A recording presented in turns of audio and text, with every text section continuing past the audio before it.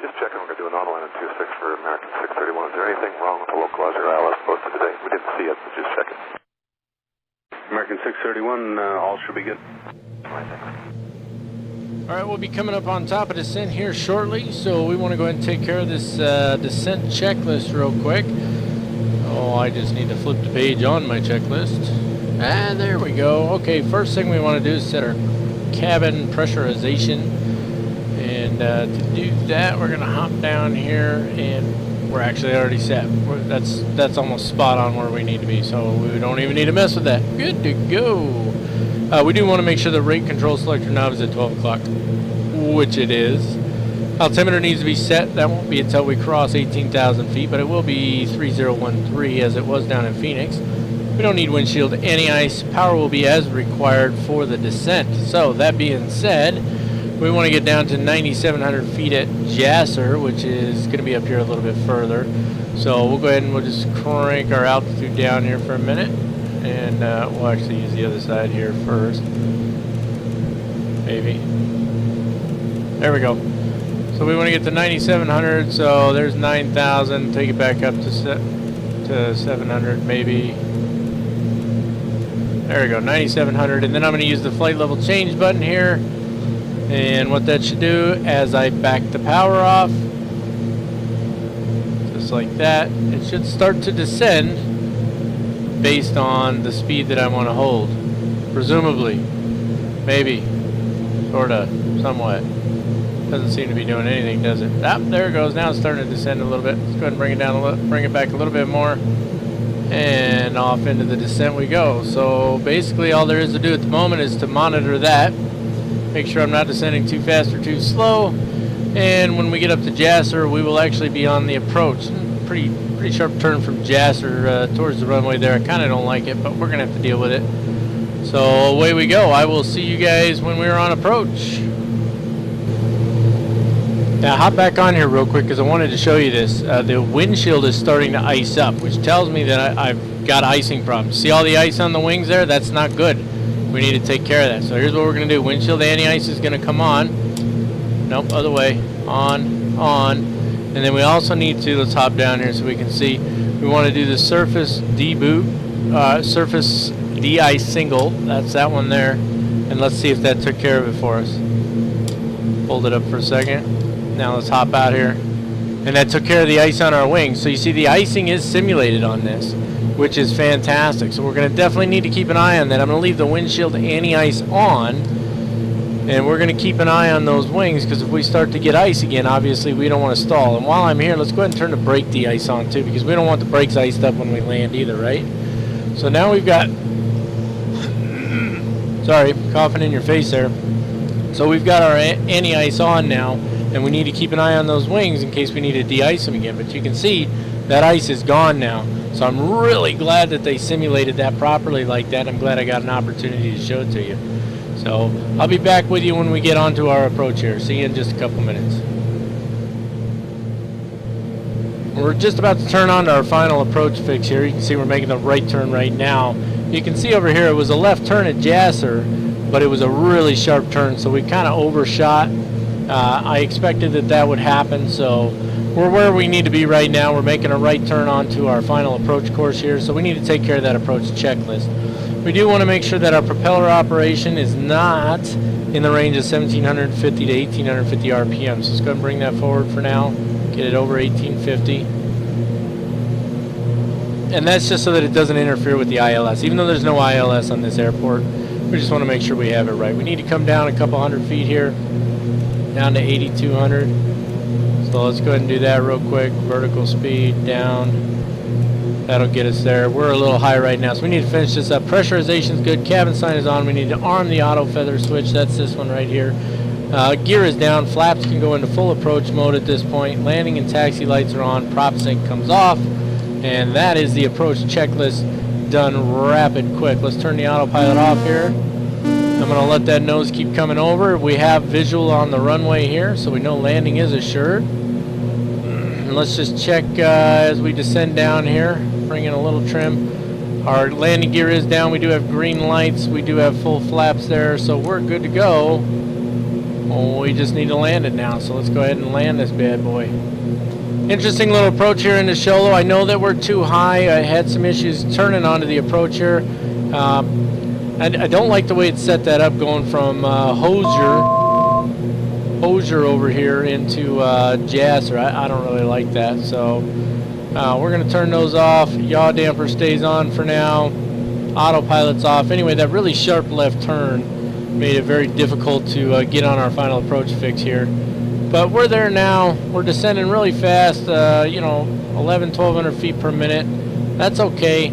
I want to get it to come down here, and once we get low enough, then we're good to go. We'll go ahead and bring the nose up, start slowing down a little bit, and land this sucker. So. 1,000. And because we're descending as fast as we are, you can see we're coming on the glide slope now. So I'm going to bring in a little more trim first. I'm not just going to pull the yoke back because I don't want to fight with it. So a little more trim. Still descending pretty fast, 700 feet per minute there. Looking good though. And I'm going to bring those throttles back a little more because I want to get much slower before we land. Props go to full now.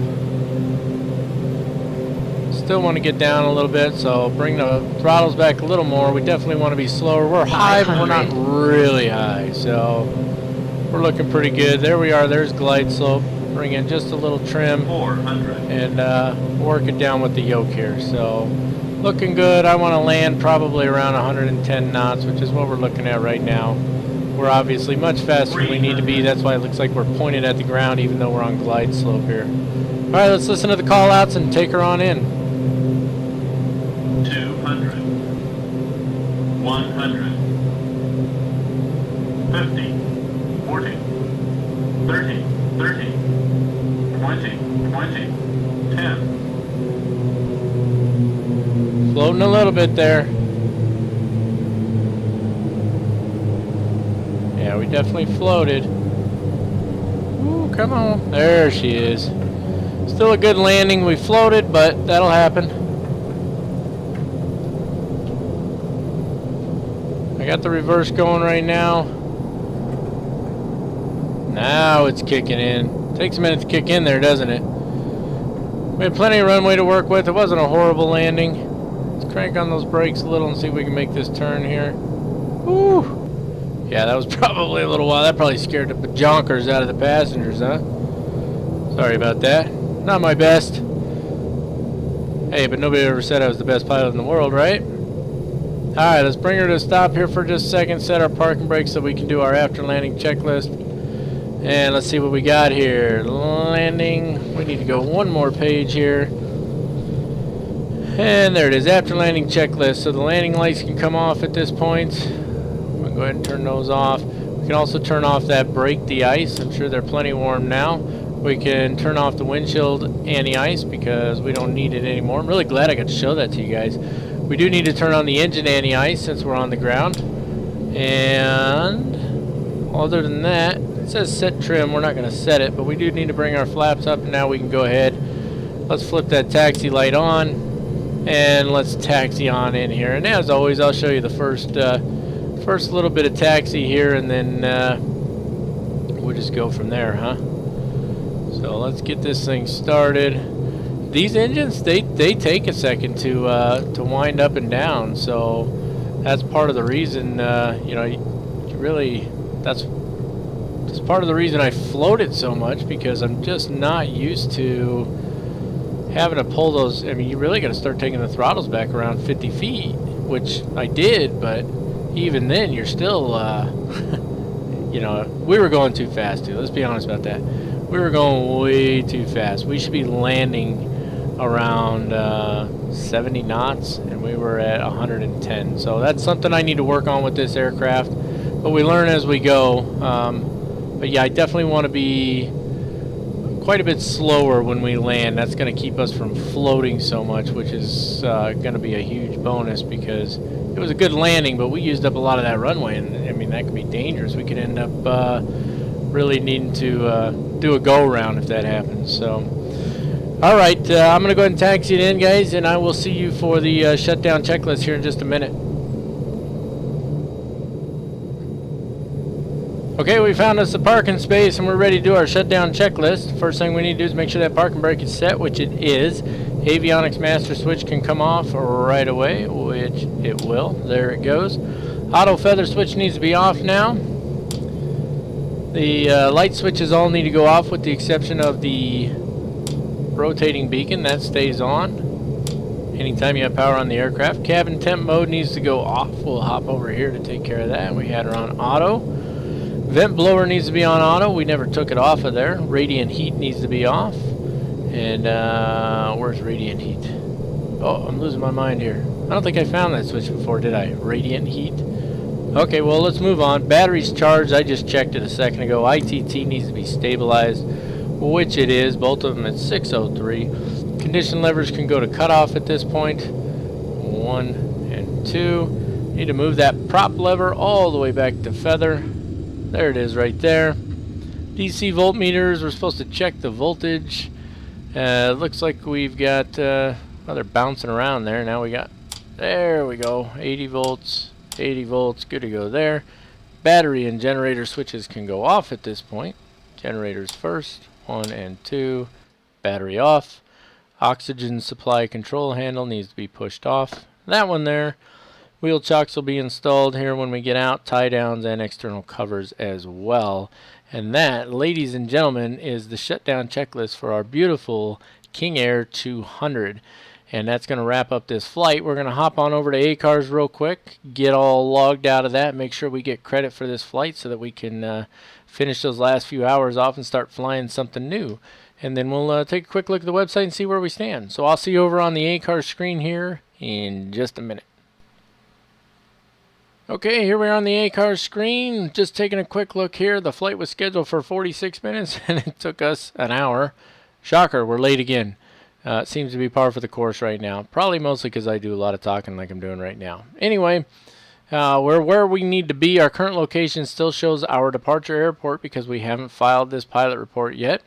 So everything's good to go. It's as it should be. It does show that we've arrived. We are connected to our flight simulator still, and we are connected to the internet. I often forget to mention those. We always want to look at those and just make sure we're still connected. That's done. Parking brakes set. Engines are off. We can go ahead and end this flight. Click on end flight. That puts it back to pre-flight mode. It's 59 minutes and 34 seconds was our total flight time. We're good to go. All we need to do is file it. Pilot report has been filed for Great Lakes Airlines Flight 7151 Alva. It was filed under PIREP ID 137213. Do we care that much? No, I don't suppose we do because it's really easy to find on the website. So that being said, let's hop on over to the website and take a look at where we stand now. Alright, welcome back to our profile page. I'm going to try and show you guys something I tried to show you last time. If you look here, it shows that we still have 5 hours to go, or 5 hours and 1 minute, even though our location is now in Sholo. And if we hop on over to our pilot report here, you can see that the approval is pending. That's why. It just hasn't been approved yet. So it should be auto-approved here shortly. If for any reason it needs to be approved by a hub manager or crew center manager, then they'll take care of that. That being said, though, it does lack information such as our profit percentage and so on. We do have our landing vertical speed in there, which I always like to take a look at. We didn't get any warnings on this because there's no issue with the landing light switch on this particular aircraft and ACARS, so we're good to go there. So this flight is complete.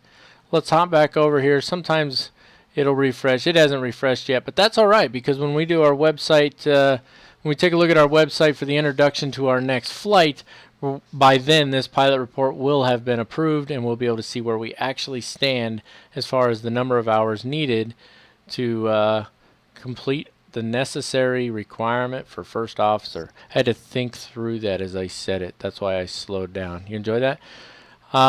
Yep, so we got 3 more flights still from that random bid we took back down to Phoenix, and then we'll come back up here and go back down again. That's what it put us on, so that's what we get. We can always change those, and I think what I'll do is on the next flight, when I introduce you here when we introduce the flight and take a look at the information, maybe I'll show you how you can remove a bid once you've already put it into your bid list here. That being said, enough talking from me. I've had a good time with this flight as I do with everyone, and I really hope you enjoyed it too. If you did, please give a thumbs up down below. Leave something in the comments to let me know you enjoyed it, and please subscribe to my channel. The more subscribers I get, the more motivated I am, I think. I get pretty excited every time I see a subscriber on there.